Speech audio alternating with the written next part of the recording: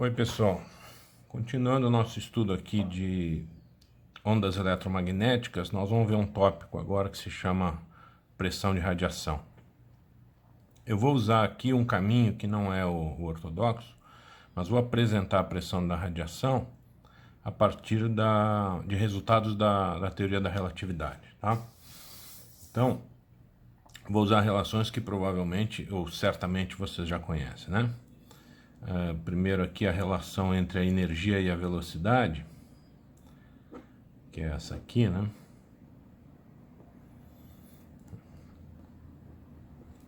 Ok? Aqui a energia e aqui a velocidade, né?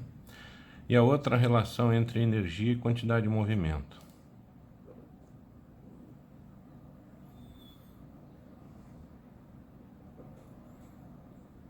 Tá aí, M02C4 mais P2C2, ok? P é a quantidade de movimento. Então, isso aqui é válido para partículas, né? No contexto da teoria da relatividade. Vocês sabem que as ondas eletromagnéticas, elas são constituídas por pacotes de energia, que a gente chama de fótons, né? E, certamente, então, esses fótons viajam na velocidade da luz. Então, V é igual a C. E aí, o que acontece? Se a gente joga V igual a C aqui, esse denominador vai a zero, e para que a energia não divirja, né? Para que eu não tenha uma energia infinita, então, necessariamente, esse M0, que é a massa de repouso, tem que valer zero, ok? Então, conclusão aqui que a massa de repouso dos fótons tem que ser igual a zero. Agora, aplicando isso na relação entre energia e quantidade de movimento, se eu faço M0 igual a zero aqui, nós vamos chegar nessa relação. Energia do fóton é a quantidade de movimento do fóton vezes a velocidade da luz, ok? Que energia em joule, né? Quantidade de movimento. E aqui velocidade. Isso aqui para uma partícula, que no caso seria o fóton. Agora, quando a gente trata de ondas, a gente não tem uma energia definida, né? A gente tem uma energia distribuída. A energia não está granulada, como aqui no caso do fóton, né? Ela está distribuída. Então, a gente tem no caso da onda, né? A gente tem uma densidade de energia. Eu estou usando a mesma letra aqui por causa do nosso livro, né? Que usa esse E aqui como densidade de energia. Mas o contexto vai ficar bem claro. E aqui, onde eu tenho quantidade de movimento, eu passaria a ter uma densidade de quantidade de movimento. Vou botar esse tio aqui para que isso fique mais claro. Ok? Quer dizer, se eu pegar isso aqui e distribuir num volume, né? Vou ter densidade de energia e aqui densidade de quantidade de movimento.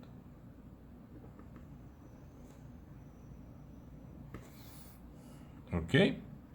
Unidade de densidade de energia, joule, não é quilograma não, joule por metro cúbico. Unidade de densidade e quantidade de movimento é quantidade de movimento, quilograma metro por segundo, por volume, por metro cúbico. Poderia reescrever isso aqui como Newton vezes segundo por metro cúbico. Ok? Bom, escrito isso, agora eu posso expressar aqui então a densidade de quantidade de movimento como sendo a densidade de energia dividido pela velocidade da luz. E agora vamos recordar uma coisa que já usamos algumas vezes, que é fluxo de uma certa quantidade é igual a densidade multiplicado pela velocidade. A gente, por exemplo, usou isso para escrever a intensidade de uma onda, né? Se eu pego aqui densidade de energia da onda eletromagnética vezes a velocidade da onda eletromagnética, aí eu vou ter fluxo da energia, que vai ser energia por unidade de área por unidade de tempo. E isso é a intensidade. Ok? Então, isso foi uma aplicação dessa relação. Nós vamos fazer agora uso dessa relação para ver o fluxo da quantidade de movimento. Então, o fluxo da quantidade de movimento, que vai ser quantidade de movimento que atravessa uma unidade de área numa unidade de tempo, e eu vou expressar isso aqui dessa maneira, ó. 1 sobre A dp dt, quantidade de movimento por unidade de área por unidade de tempo. Isso vai ser o quê? A densidade da quantidade de movimento, que eu chamei de Ptil, vezes a velocidade com que essa quantidade se desloca. Então aqui, a velocidade da luz, então vai ser Ptil vezes C. Né? Mas Ptil vezes C é a própria densidade de energia da onda eletromagnética. Que a gente também costuma escrever, porque às vezes é mais prático, como intensidade sobre a velocidade da luz. Né? Usando essa anterior aqui. Tá?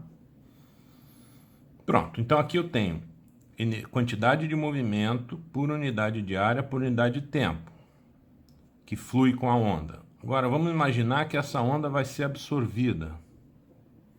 Eu vou ter absorção numa certa superfície. Então essa quantidade de movimento transportada pela onda vai ser transferida para essa superfície que absorve a onda. Vou imaginar aqui a onda incidindo perpendicularmente a essa superfície. O que vai acontecer então? Essa quantidade de movimento por unidade de tempo que é transferida para a parede vai realizar uma força na parede, né? Segundo a lei de Newton aqui, dp dt é F, ok? Só que como eu tenho 1 sobre A aqui, então o lado esquerdo aqui é F sobre A. Força por unidade de área, e isso então é uma pressão. Isso aqui que a gente chama de pressão de radiação. Ok? Uma superfície que esteja absorvendo uma onda eletromagnética vai sofrer uma pressão de radiação, e essa pressão de radiação vai ser igual à intensidade da onda dividida pela velocidade da luz. Ok?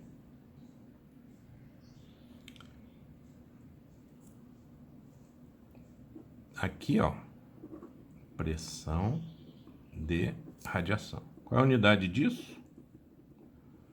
Unidade de pressão, né?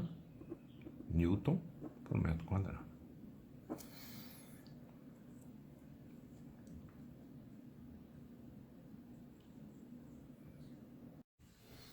Então vamos resumir aqui. Pressão de radiação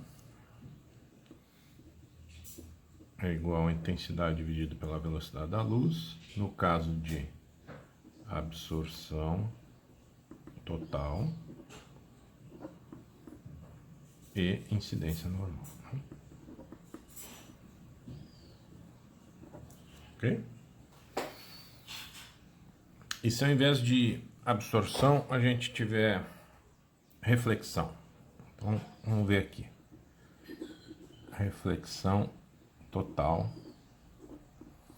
Vamos olhar inicialmente incidência normal. Então você vai ter uma onda incidindo perpendicularmente à superfície e refletida em sentido contrário. O que vai acontecer? Bom, é fácil aceitar aqui que a variação da quantidade de movimento vai ser o dobro do caso anterior, né? Então eu vou transferir para essa superfície o dobro de quantidade de movimento, eu vou ter uma força que vai ser o dobro da força anterior. Então no caso da reflexão total normal, né? A pressão de radiação vai ser o dobro, 2I sobre C, tá? Vamos escrever aqui, reflexão total, incidência normal.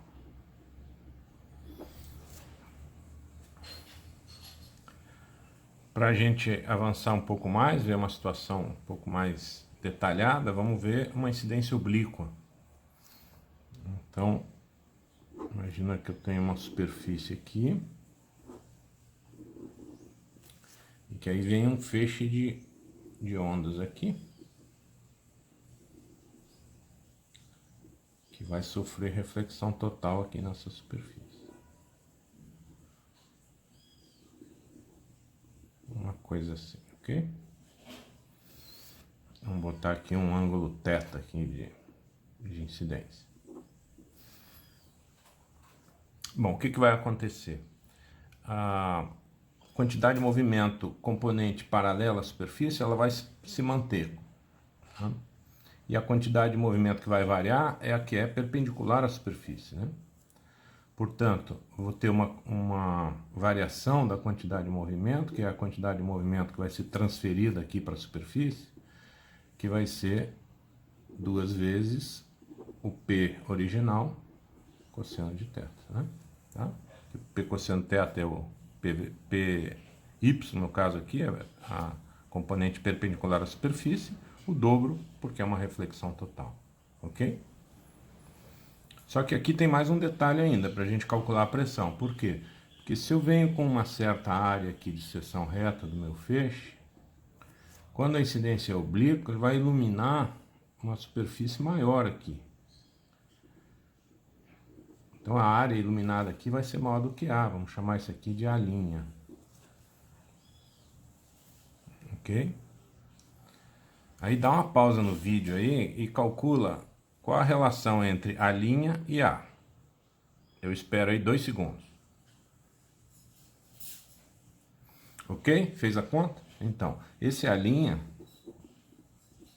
que é a área iluminada aqui na superfície, contando com uma área de seção reta A, ele é A sobre cosseno de θ.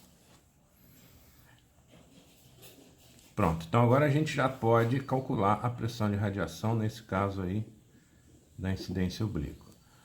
Vai ser o quê? A quantidade de movimento por unidade de área, por unidade de tempo, transferida para essa superfície. Então eu vou escrever assim, ó, 1 sobre A', é a área da superfície, dp' dt. dp' é a quantidade de movimento transferida para a superfície.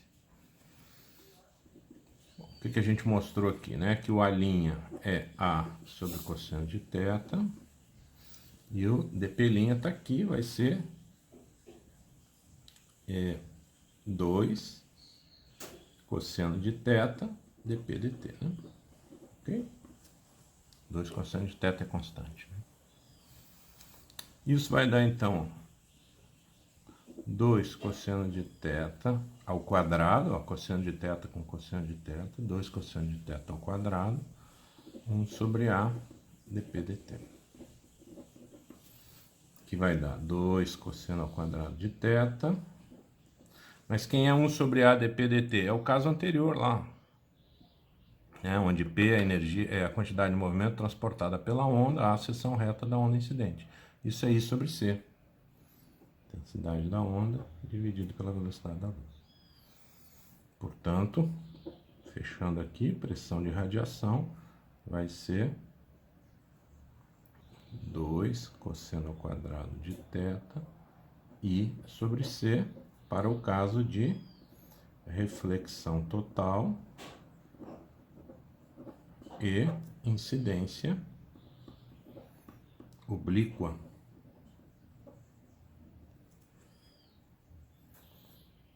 Aqui o resultado. Uma observação aqui importante é que quando você for estudar lá no livro do Alonso, a expressão que aparece lá não tem esse quadrado aqui, porque lá ele fez só a análise da variação da quantidade de movimento aqui e não levou em conta a mudança de área, ok? Então a expressão que ficou lá, ela não está correta. Vou botar aqui uma observação aqui. Lá onde tem cosseno de θ, você troca, por favor, para cosseno ao quadrado de θ, que aí você tem a expressão correta. Ok? Então é isso. Obrigado pela atenção. Daqui a pouco eu volto. Um abraço.